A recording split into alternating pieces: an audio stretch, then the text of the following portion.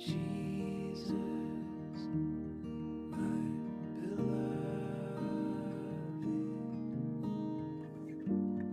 I am yours and you are mine, and your love flows like a fountain, sweet as honey, better than wine. In the doubt, in the questions, keep me burning, keep me burning. Jesus, my beloved, I am yours and you are mine. Your love flows like a fountain, sweet as honey, better than wine. Keep me faithful, keep me true. Bind my heart to only you.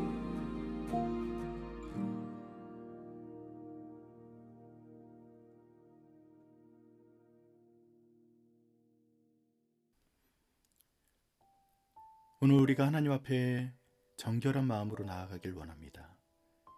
우리 한 주간의 죄악을 돌아보며 우리의 죄악을 하나님 앞에 이 시간 아뢰며 또 말씀을 통해서 우리에게 주실 은혜를 구하며 잠시 묵상으로 나아가겠습니다.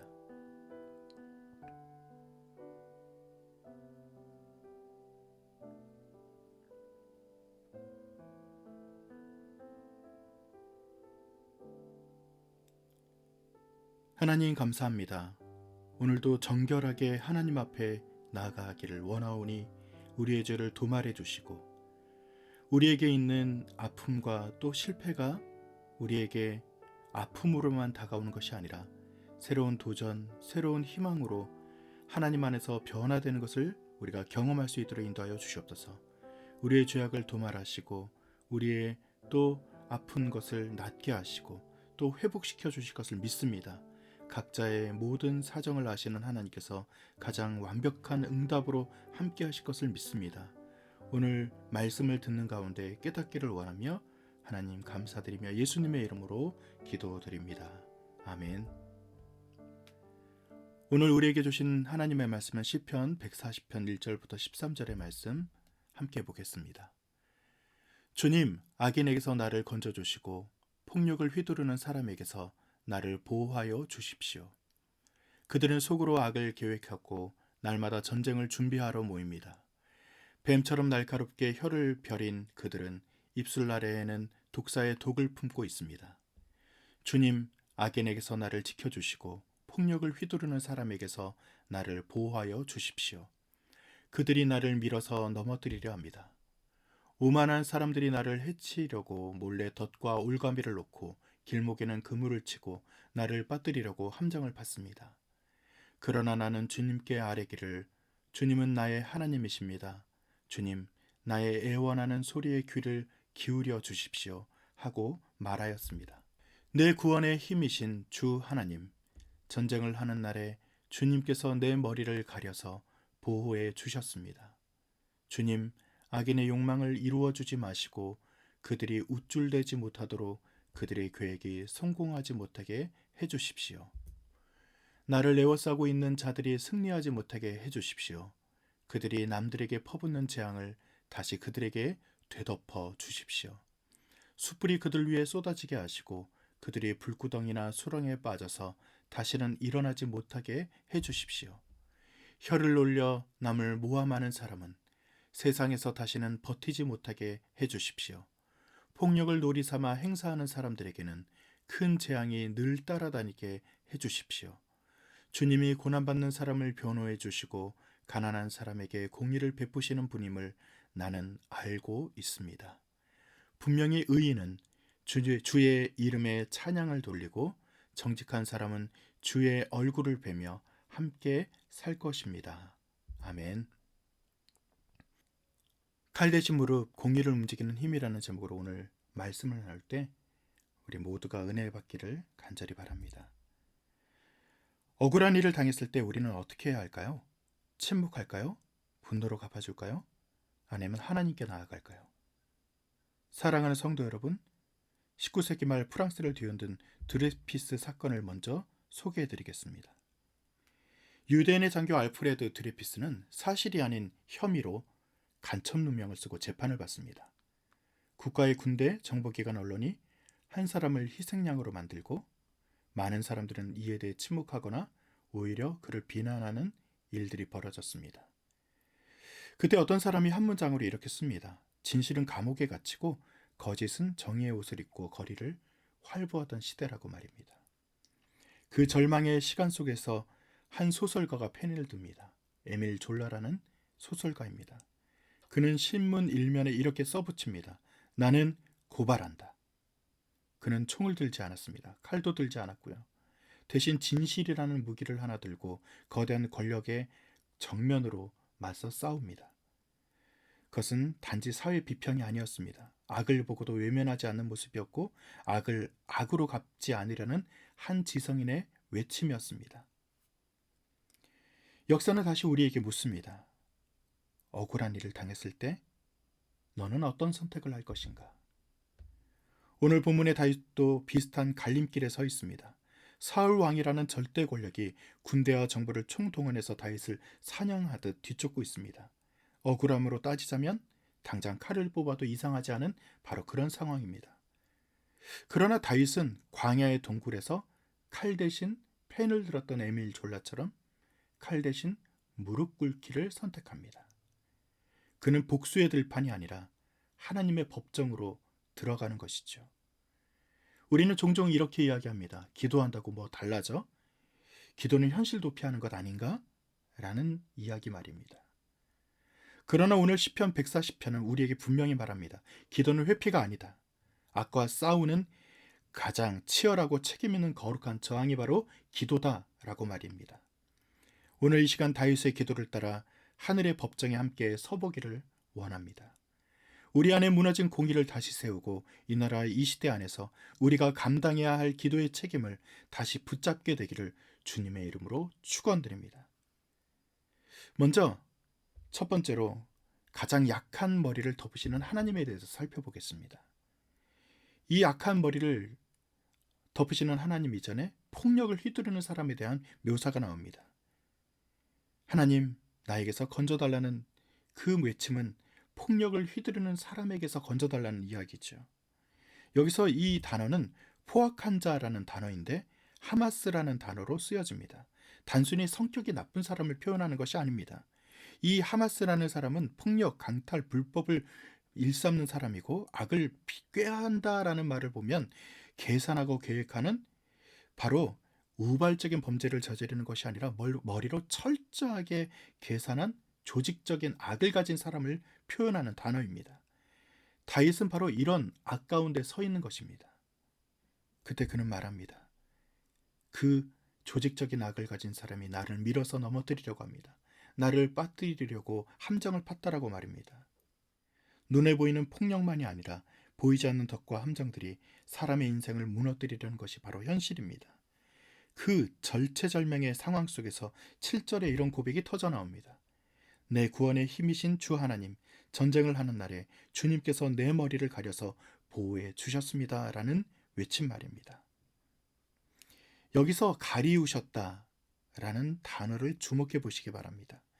이 단어는 히브리어 사카크라는 단어인데요. 이 단어는 기본적으로 덮다, 가리다, 보호하다라는 뜻을 가지고 있습니다. 구약의 다른 곳에서는 성막의 휘장이 성소를 덮거나 하나님께서 당신의 백성을 장막처럼 둘러싸아 보호하시는 장면으로 묘사되기도 합니다.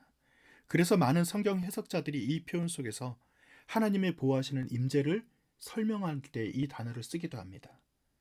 다윗은 이렇게 고백하는 것입니다. 전쟁터에서 나를 지킨 것은 철모와 갑옷만이 아닙니다. 하나님 당신의 손, 당신의 임재가 장막처럼 내 머리를 덮고 있습니다. 라는 그 고백 말이죠. 전쟁에서 머리는요, 생명의 급소 아닙니까? 동시에 한 사람의 존엄과 정체성을 상징하기도 합니다. 그런데 세상은 종종 힘없는 사람들을 머리 없는 존재처럼 취급하기도 합니다. 존엄을 인정하지 않고 필요하면 언제든 갈아치울 수 있는 소모품으로 다루는 것이 이 현실의 모습이죠. 전세 사기로 삶의 기반이 무너진 청년들, 안전을 가볍게 여긴 구조 속에서 가족을 잃고 울부짖는 유가족들, 비정규직과 하청구조 가장 아래에서 위험을 떠안는 노동자들, 한국 사회에서 목소리 내기 어려운 이주민과 난민들, 이들은 우리 사회의 가장 취약한 머리들이라고 표현할 수 있습니다. 많은 사람들에게 잘 보이진 않지만 사실은 가장 먼저 보호되어야 될 사람들입니다. 성경이 일관되게 말합니다. 하나님은 고아와 과부와 나그네를 기억하는 분이라고 말입니다. 약한 자리의 머리를 먼저 덮으시는 분이라고 성경은 표현하고 있는 것이죠. 혹시 이들뿐만 아니라 이 자리에 억울함과 두려움 속에서 내 머리가 완전히 드러나 공격받고 있다고 느끼는 분이 계십니까? 이유 없이 오해받는 분이 계십니까? 혼자 책임을 뒤집어 쓰는 분이 계십니까? 가족과 일터에서 버려진 것처럼 느껴지는 사람이 있습니까? 그분들에게 이 말씀을 전하고 싶습니다. 전쟁의 날에 주께서 내 머리를 가리우셨나이다. 하나님은 가장 약한 자리를 먼저 덮으시는 분이십니다. 지금도 당신의 손으로, 당신의 임재로, 당신의 사카크로 우리의 머리를 덮고 계십니다. 공의를 구하는 기도는 바로 우리를 덮으시겠다 하는 하나님을 믿는 것에서부터 출발하는 것입니다. 하나님, 제가 보지 못하는 사이에 이미 제 머리를 덮고 계시는 줄 믿습니다. 약한 자들의 머리를 먼저 덮어주시는 하나님께서 나의 머리를 덮어주실 것을 믿습니다라는 그 기도로 오늘 출발하시기 바랍니다. 두 번째, 혀의 사람을 하나님께 맡기고 나 자신을 돌보라는 하나님의 말씀을 보겠습니다. 3절의 말씀을 보면 뱀처럼 날카롭게 혀를 벼린 그들은 이런 표현이 나오고요. 혀를 올려 남을 모함하는 사람에 대한 표현이 나옵니다. 이것은 혀의 사람이라고 표현할 수 있습니다. 히브리어로 11절에 나오는 표현이 이시라숀이라는 단어인데요. 직역하면 바로 혀의 사람입니다. 원래 성경은 우리를 어떻게 부릅니까? 이쉬 엘로힘이라고 부릅니다. 무엇입니까? 하나님의 사람이라고 표현합니다. 그런데 여기서 아기는 마치 인격 전체가 혀 하나로 축소된 사람처럼 묘사가 됩니다. 생각도 가치관도 행동도 결국은 말을 통해 드러나고 그 말을 통해서 사람을 살리기도 하고 죽이기도 하는 바로 그런 사람이 바로 오늘 묘사되고 있는 혀의 사람입니다. 3절은 말합니다. 그 입술 아래는 독사의 독이 있다고. 겉으로는 평범한 말 같지만 그 안에 누군가를 무너뜨리는 맹독이 숨어 있습니다. 다윗은 이 혀의 폭력을 자신의 삶에서 뼈저리게 경험했던 사람입니다. 사무엘상 22장을 보면 에돔 사람 도액이 사울에게 다윗과 제사장들에 대해 보고를 합니다. 그의 몇 마디 말 때문에 놉당의 제사장 85명이 하루아침에 학살을 당합니다. 칼이 사람을 죽인 것 같지만 실은 먼저 혀가 사람을 죽였습니다. 오늘 우리의 시대도 마찬가지입니다. 이명 뒤에서 숨어서 악성 댓글을 쓰는 사람, 누군가의 삶을 송두리째 뒤흔드는 가짜뉴스, 상대를 괴물로 만들며 조롱하는 정치적인 언어, 교회 안에서도 서로를 상하게 하는 뒷말과 단정, 이 모든 것이 현대판 이쉬라숀의 모습입니다. 그렇다면 다윗은 어떻게 반응합니까?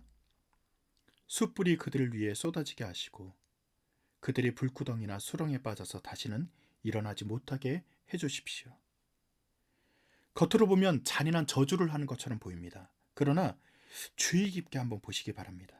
이것은 무엇입니까? 내가 심판자가 되지 않겠다라고 말하는 기도입니다. 성경에서 숯불은 종종 하나님의 심판이나 정결을 상징합니다. 다윗은 이렇게 말하는 셈입니다. 하나님, 제가 직접 보복하지 않겠습니다. 제 손으로 숯불을 던지지 않겠습니다. 대신 주님이 옳고 바르게 심판해 주십시오라고 말입니다. 신약에서도 사도 바울은 이렇게 말합니다. 사랑하는 여러분, 여러분은 스스로 원수 갚지 말고 그 일은 하나님의 진노하심에 맡기십시오. 성경에도 기록되기를 원수 갚는 것은 내가 할 일이니 내가 갚겠다 라고 주님께서 말씀하신다 하였습니다. 로마서 12장 19절의 말씀이죠. 악과 싸우되 내가 심판자의 자리에 앉지 않는 것, 이것이 믿음의 사람의 태도입니다. 기도는 억울함을 억지로 삼키는 시간이 아니라 내 안의 분노와 상처를 하나님께 쏟아내는 시간입니다. 저 사람을 지워주세요라고 기도하기 위해서가 아니라 주님, 제가 칼을 들지 않게 해주십시오. 심판은 주님께 맡깁니다라고 고백하는 바로 그 시간이 기도의 시간입니다. 그러나 여기서 중요한 것이 있습니다. 우리는 이 부분을 들으면서 쉽게 이렇게 말하고 싶어집니다. 그래, 도액 같은 사람이 문제야. 악플러가 문제야. 저 진영이 문제야. 하지만 시편은 늘 우리에게 거울을 들이밉니다. 너의 혀는 안전한가? 나는 한 번도 익명 뒤에서 누군가를 쉽게 판단한 적이 없는가? 나는 한 번도 분노를 정의감에 포장하면서 다른 사람을 함부로 내려치는 말을 하지는 않았는가? 정치 이야기를 할 때, 다른 교회와 목회자를 말할 때, 세대, 계층, 집단을 향해 말할 때, SNS와 단톡방에서 누군가의 이름을 말할 때, 나는 이슈라숀, 혀의 사람의 길을 걷지는 않았는가라고 말입니다. 공의를 구하는 기도는 저들이 문제입니다 에서 시작하지만 반드시 주님, 제 입술의 독부터 제거해 주십시오라는 자리로 나아가는 것이 바로 공의를 구하는 기도의 완성일 것입니다. 주님, 제 혀가 사람을 죽이는 혀가 아니라 살리는 혀가 되게 해주십시오. 제가 혐오와 조롱의 언어에서 벗어나 공의와 사랑을 말하게 하십시오. 이 자기 성찰이 없는 정의감은 쉽게 또 다른 폭력으로 변하는 것을 우리는 인정해야 됩니다. 반대로 혀를 먼저 하나님께 맡기는 사람은 악을 악으로 갚지 않고 다른 방식으로 싸우는 것을 선택하는 사람이 됩니다. 바로 십자가 위로 먼저 떨어진 숯불의 모습처럼 말입니다. 12절과 13절 말씀을 먼저 보겠습니다. 주님이 고난받는 사람을 변호해 주시고 가난한 사람에게 공의를 베푸신 분임을 나는 알고 있습니다. 분명히 의인은 주의 이름에 찬양을 돌리고 정직한 사람은 주의 얼굴을 뵈며 함께 살 것입니다. 여기서 나는 알고 있습니다라는 표현은 단순히 추측이 아닙니다. 그의 삶의 체험에서부터 나오는 확신입니다. 다윗은 목동 시절부터 수없이 하나님의 도우심을 경험합니다. 사자와 곰의 발톱에서 양을 지킬 때 말이죠. 골리앗 앞에서 물맷돌 하나로 승리할 때 여러분 기억해 보시기 바랍니다. 사울의 창이 벽에 꽂힐 때, 광야에서 수없이 쫓기던 그 시간 동안 그 모든 사건들이 쌓여서 나는 알고 있습니다라고 고백하는 것으로 나타나는 것이죠. 이 12절과 13절에 보면 이 노란색 표현을 보시면 변호해 주시고 공의를 베푸시는 분이심으로 하나님을 표현하고 있습니다.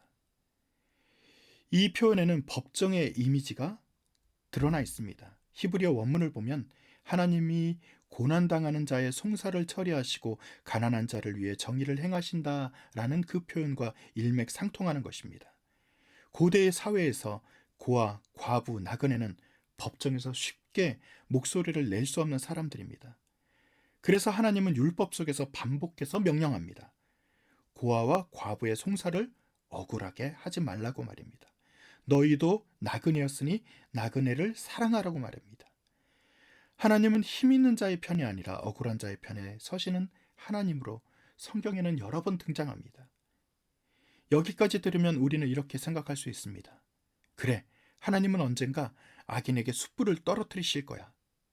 맞습니다. 그러나 하나님은 죄를 그냥 눈 감아주지 않으십니다. 죄에 대한 심판은 반드시 있습니다. 신약은 우리에게 다른 관점에서 놀라운 장면을 보여줍니다. 어떤 장면입니까? 우리가 시편 140편에서 본 그 뜨거운 숯불은 먼저 갈보리 언덕에 있는 십자가 위에 떨어졌습니다. 억울하게 고발을 당하시는 예수님, 거짓 증언과 조롱의 말들을 들으시는 예수 그리스도, 저 사람은 하나님을 모독했다며 군중에게 넘겨지신 예수님을 떠올려 보시기 바랍니다. 그분이 십자가 위에서 온몸으로 이쉬라숀의 독을 먼저 받으셨습니다. 그래서 그리고 그 자리에서 이렇게 기도하십니다. 아버지, 저들을 사하여 주옵소서. 우리가 받아야 할 심판의 숯불, 우리가 쏟아낸 말과 생각과 행동에 대한 하나님의 진노가 먼저 자신에게 쏟아지기를 기도했던 것을 여러분 떠올려 보시기 바랍니다. 그렇게 모든 진노가 예수 그리스도 위에 쏟아집니다. 그래서 우리는 복수의 칼을 내려놓을 수 있게 된 것입니다. 이 십자가는 하나님이 죄를 가볍게 보지 않으신다는 증거임과 동시에 하나님이 죄인인 우리를 끝까지 사랑한다는 증거가 바로 십자가입니다. 우리는 십자가를 바라보면서 외쳐야 합니다. 주님, 저는 심판자가 아닙니다. 저는 용서받은 죄인일 뿐입니다. 그러니 저를 사용하셔서 이 땅에 당신의 공의와 자비를 함께 흘려보낼 수 있는 통로가 되게 해달라고 말입니다. 그러기 위해 우리는 어떻게 해야 됩니까? 13절 말씀입니다. 주의 얼굴을 뵈며 라는 이 단어에 주목해 보시기 바랍니다. 코람데오입니다. 정직한 자들은 주의 앞에서, 하나님 얼굴 앞에서 라는 그 단어를 여러분 다시 한번 떠올려야 된다는 것이죠. 혀의 사람, 이쉬라쇼는 사람들의 여론과 평판 앞에 섭니다. 누가 뭐라고 평가하는지, 어느 진영에 서 있는지에 따라 말과 행동이 흔들리는 사람이 바로 이쉬라쇼의 사람입니다. 그러나 기도의 사람은, 공의를 구하는 사람은 하나님의 얼굴 앞에서 살아갑니다. 사랑하는 성도 여러분, 우리가 사는 이 시대에도 하마스 같은 폭력이, 이쉬라숀의 독한 혀가, 구조적인 불의와 혐오가 여전히 존재합니다. 우리는 현실을 외면하지 말아야 합니다. 그러나 그 악을 악으로도 갚지 말아야 합니다. 그래서 오늘 우리에게 던져지는 질문은 바로 이것입니다. 나는 악을 회피하지 않을 뿐 아니라 기도로 공의를 구하는 책임을 실제로 감당하고 있는가라는 질문 말입니다. 나의 가정에서, 우리 교회 안에서, 이 사회와 나라를 위해서 약한 자들의 눈물을 기억하면서 내 입술과 마음을 먼저 돌아보면서 나는 무릎으로 먼저 싸우는 사람인가 먼저 질문해야 되는 것이죠. 이처럼 기도는 행동을 멈추게 하는 도피처가 아닙니다. 기도는 하나님의 방식으로 행동하게 하는 출발점입니다. 기도는 약자의 머리를 기억하고, 기도로 내 혀를 정결하게 하고, 기도로 공의를 구하며, 또 기도로 하나님께서 이끄시는 자리에서 작은 실천을 시작하기를 다짐하는 것. 이것이 바로 공의를 구하는 기도를 하는, 거룩한 저항을 하는 사람의 모습일 것입니다. 이제 우리 모두는 각자의 억울함과 분노, 그리고 이 나라의 상처를 싸들고 하나님께 나아가기를 간절히 축원드립니다. 전쟁의 날에 내 머리를 덮으시는 하나님, 혀의 독을 심판하시되 십자가에서 먼저 우리를 위해 심판을 감당하신 하나님 앞에, 고난당하는 자의 송사를 변호하시는 하나님께 우리 자신과 가정과 교회와 이 사회를 맡겨드리는 기도를 이 시간 먼저 하시기를 간절히 축원드립니다.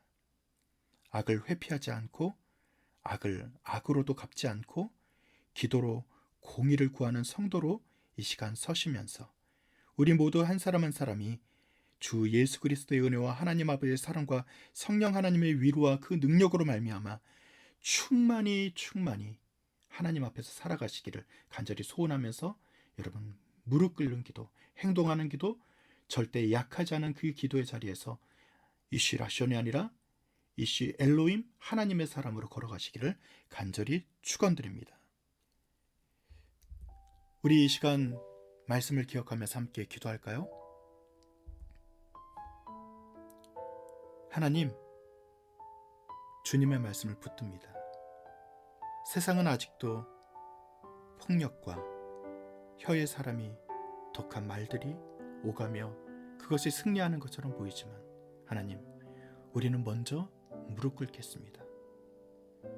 하나님은 약한 자의 머리를 덮으시는 분이시며 억울한 자의 송사를 들으시는 공의로운 재판장이십니다. 하나님, 공의롭게 우리의 삶을 지켜주시옵소서. 주님,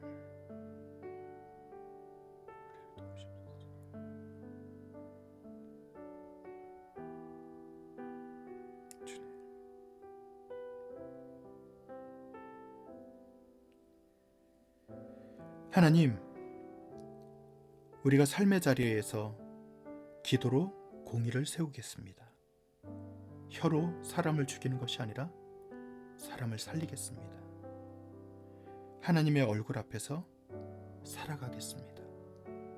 주님 도와주시옵소서.